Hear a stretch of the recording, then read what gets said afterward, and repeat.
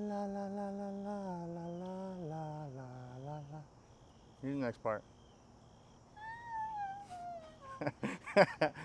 Hey guys, welcome to Mad Scientist BBQ. I'm Jeremy Yoder, and today I'm going to answer a question I get all the time. What do you do with barbecue leftovers? So the other night, I was doing some barbecue, I cooked some brisket and some beef ribs, and it didn't all get eaten. So I have a rack of beef ribs that have been sitting in the fridge, and now I need to find something to do with them because I don't want to throw them away. Beef ribs are amazing, and they're expensive. So we want to put this to good use. So I reheated them on the smoker, we're going to take them inside, and I'll show you a super easy way to make amazing food.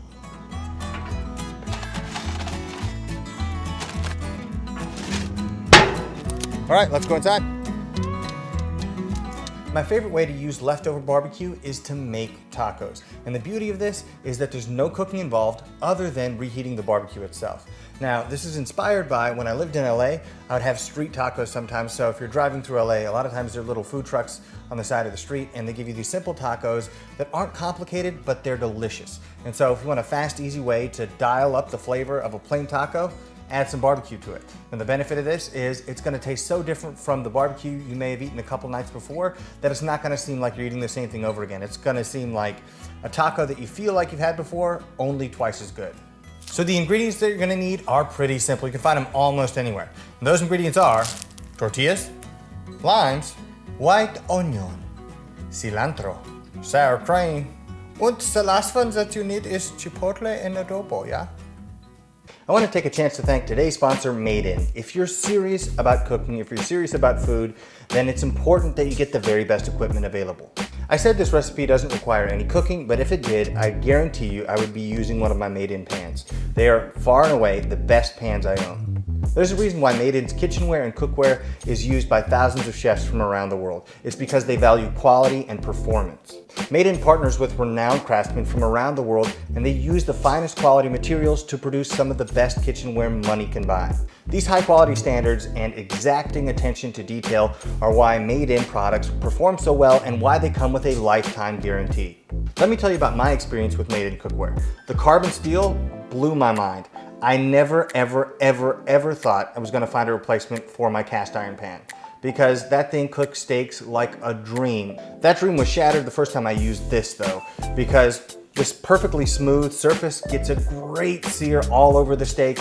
It's lighter than cast iron. It's got a much better, more ergonomic handle. It's easier to manipulate and use, especially if you do it like I do when I put it on top of the grill and your hand is far enough away from the coals that you don't burn yourself anytime you try to move the pan.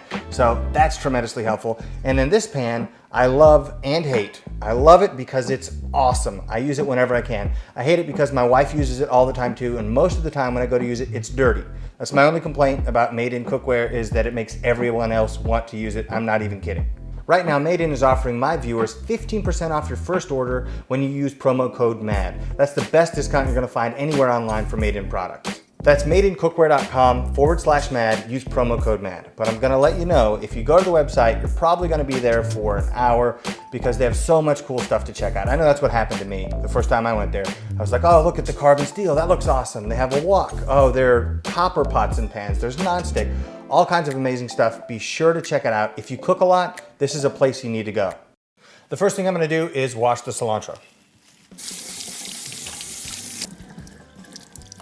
Now that the cilantro is washed, all I'm gonna do is chop it roughly. It doesn't have to be super fine, but just rough chop so it's in smaller pieces so you can distribute it on the tacos.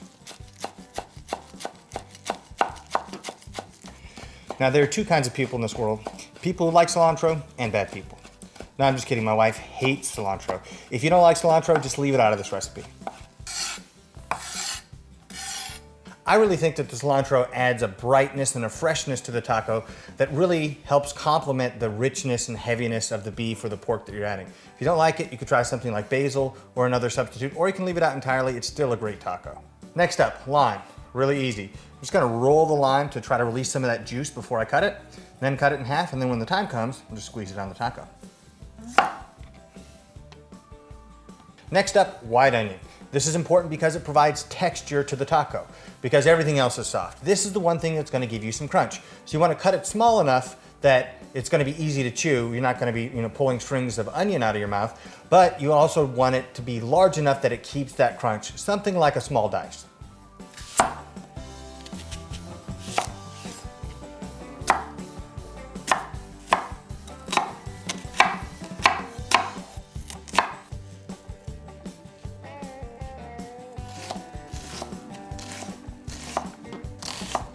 And for the next part, I always get emotional.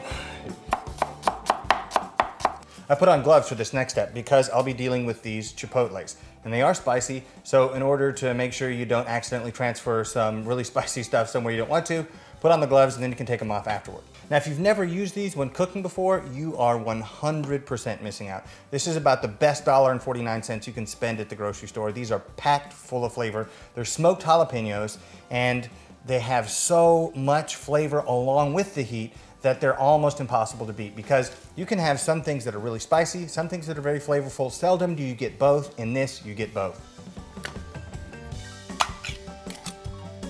So I just put them on the cutting board and then chop them up.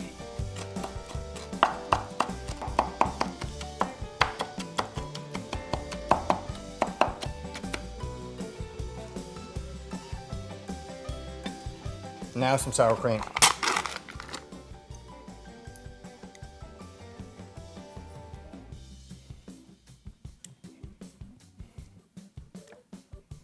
Now here's the key.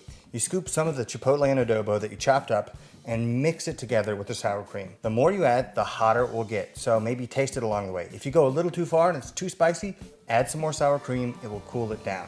But the general rule is the darker this gets, the spicier it is. So find the right level of spice for you, and I think you're gonna be really impressed with the flavor.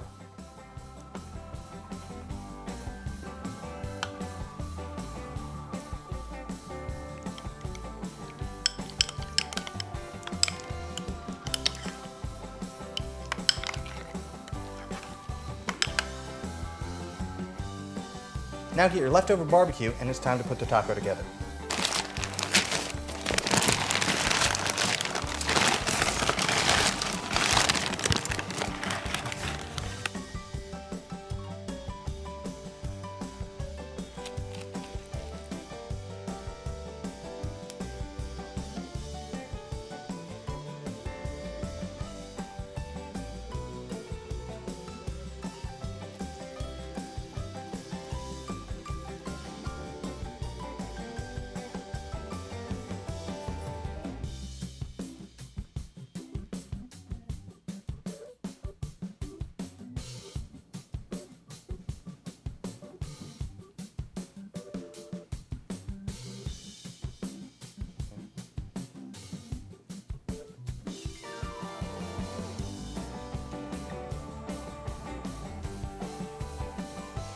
Pro tip, use 2 corn tortillas on the bottom so that they don't tear. But this is a really well-balanced taco. We have smoky, we have fresh, we have crunchy, we have soft, we have rich, we have acidity to balance it all out. Let's get into it.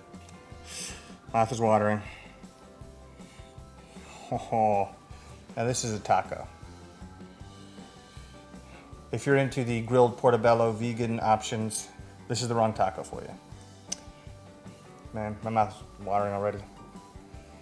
It even smells amazing.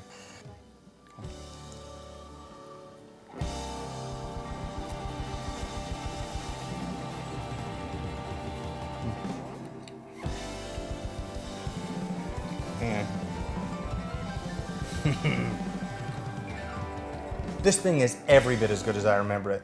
You know, I cook so much barbecue that oftentimes I have leftovers and it kills me to throw them away, so I try to find some way to reuse them in a way that's deserving of how much time I spent working on it. This is my favorite way to do it. Let me know your favorite way in the comments down below, or if there's something else you'd like me to try, leave it in the comments. If you enjoyed this video, hit the like button down below and don't forget to subscribe to the channel. You can also follow me on Instagram, Twitter, and Facebook at Mad Scientist BBQ. I'll see you guys next time.